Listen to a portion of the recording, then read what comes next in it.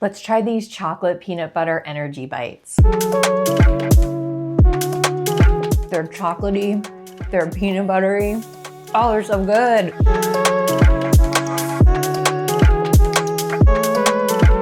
I've been making versions of these no-bake energy bites since I was in college.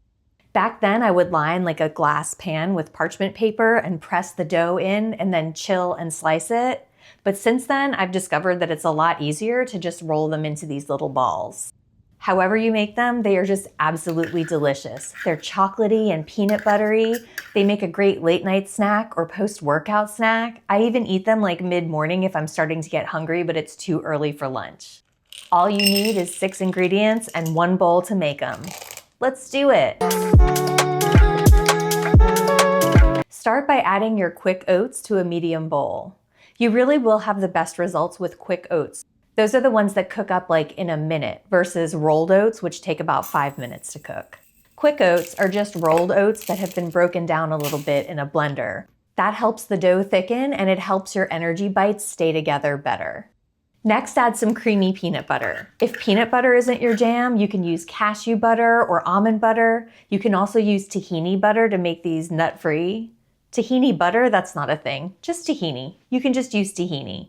If you do use tahini, you might want to sweeten it a little bit more, so just taste your dough at the end and see if it needs a little bit more sweetener. The rest of the ingredients need no introduction. Just add cocoa powder, cinnamon, agave nectar or maple syrup, and non-dairy chocolate chips.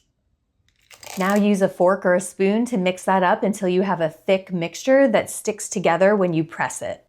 Depending on how runny your peanut butter is, depending on how you measure everything, you might need to add a little bit more oats to get your mixture to thicken up. So go ahead and do that just a little bit at a time until you get the consistency that you want. Taste that and adjust the sweetness. You can add more cinnamon if you want. You can add a little bit of vanilla extract for a different flavor if you want. And then it's time to roll. Use clean hands to scoop up the dough about a tablespoon at a time. Then press it together and then roll it into tight 1-inch balls. Then transfer these to your storage container. It is totally fine to stack these. They might stick to each other like a little bit, but it's not like a they're gonna fall apart level of stuck together, so it's nothing to worry about. Now stick these in the fridge until you're ready to eat them. You can eat them at room temperature, although they're a little bit more fall aparty this way because we're not baking them. If you do want to chill them quickly, you can stick them in the freezer for like half an hour. These will keep in a closed container like this in the fridge for about a week, but I dare you to have them last that long because they are just so delicious.